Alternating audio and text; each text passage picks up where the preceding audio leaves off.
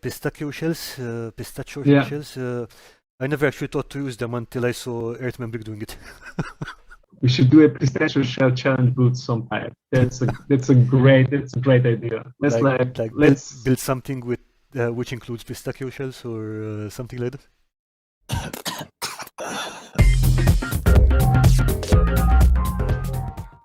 So yeah, together with my friend Karl, we came up with this pistachio challenge and spread it to all the other creators we knew.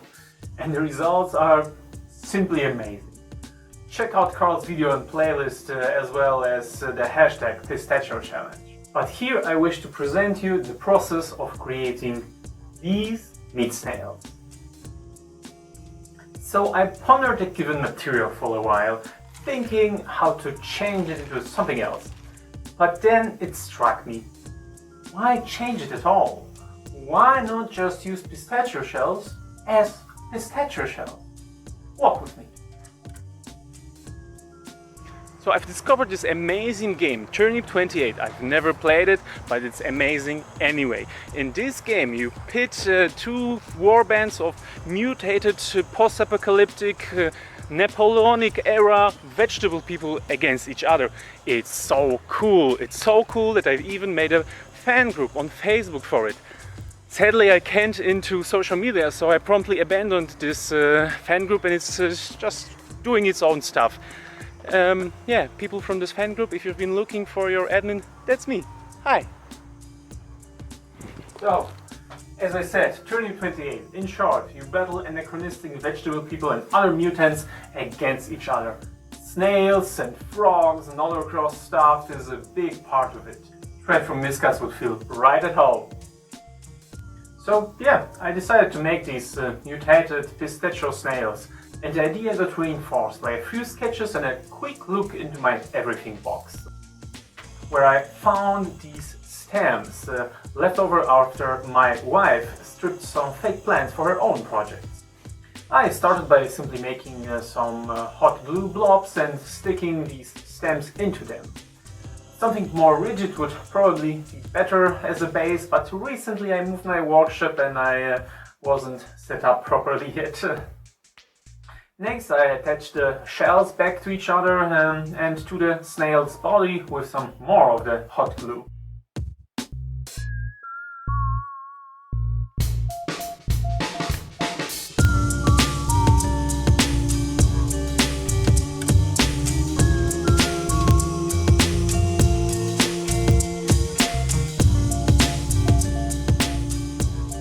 Now, to sculpting these guys, there are a few distinct steps, but most of them, to be honest, can be done in different order whatsoever.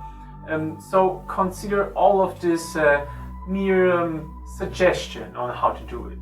It's also an exercise in patience because it's preferable to wait between each step for your green stuff or whatever other epoxy putty you're using to cure in order not to destroy the details that you made before. I'm really bad at that sort of stuff.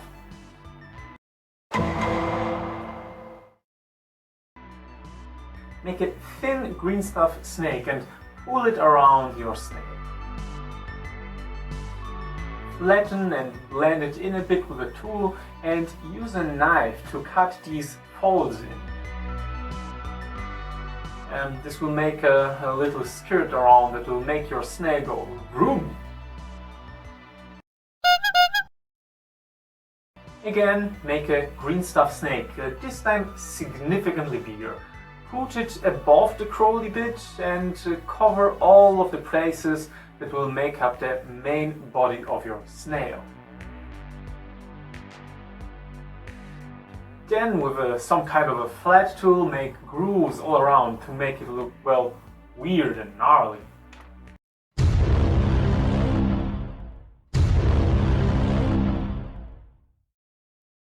I wanted to give the impression of the shell being split apart by some force, but held together with some meaty, gluey, slimy substance.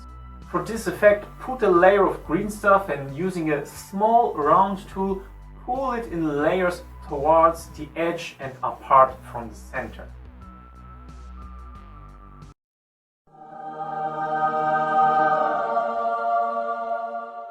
Cover the fake plant stems in a layer of green stuff to give them some mass and blend them in. I didn't do too much texture on these stalks themselves. I think that they don't really need that. But I also added some smaller auxiliary stems by rolling small cylinders of green stuff and adding them on here and there.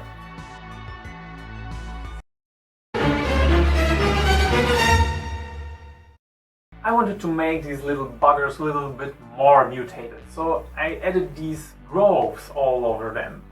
A little blob of green stuff with a dent and a cut in the middle, and then you stretch it out and blend it in a bit.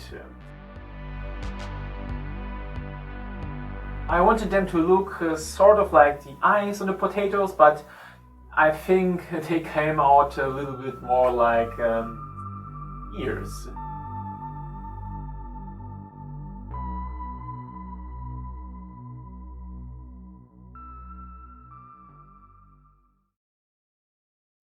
With the sculpt ready, it's time to paint it, and now I can flex with my new spray booth. Oh yeah!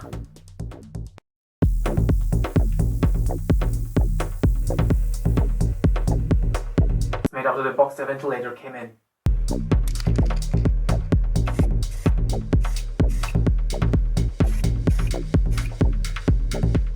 As we spray, remember to like and subscribe for some more spray booth goodness.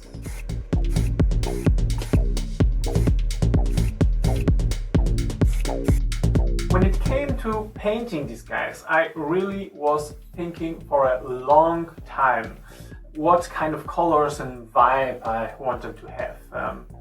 I wanted something gruesome, yes, but also usable in many different scenarios. I didn't want to be constricted by just Turnip 28 as an example. So I opted for these meat look. Yes, meat pistachio snails. I mean, pistachios are kind of meaty in texture, aren't they? So I based the body in a light pink and I painted the shell, well, shell color to keep up the theme of it being an actual pistachio meat monster.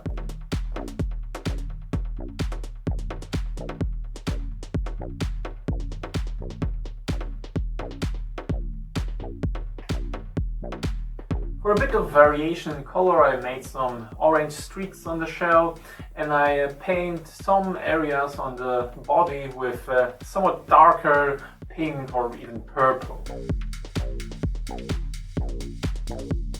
I'm not sure how visible it's afterwards, but yeah, you can judge it on yourself.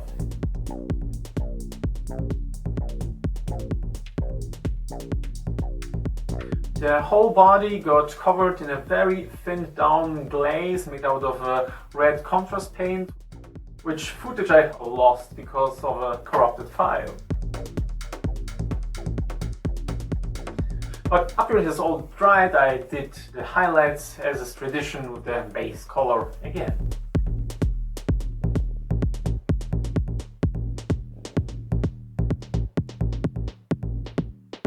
To add some more depth and grime after all to these snails, I covered them in a dark brown wash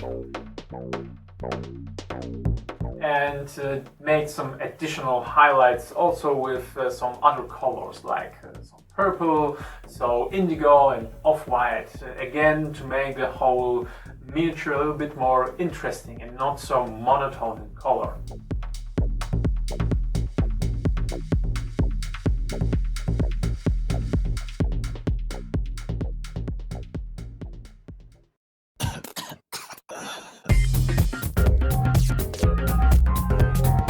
And yeah, that's how it came out. I started making a whole unit of 10 of these guys for Turnip 28, but I only managed to finish this one guy on time.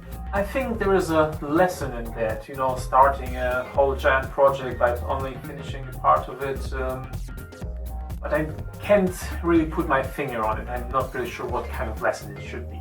Sadly, we'll probably never know. Make sure to check out Karl's video and the hashtag pistachio shell challenge for all other pistachio creations, like box made out of pistachio shells and grails made out of pistachio shells, and mean monsters from Dagobah, you know, the Star Wars planet made out of pistachio shells, a whole bunch of pistachio shells to be honest. Check all these guys out in the playlist, it's also down below. And yeah, I'll see you around. Bye guys.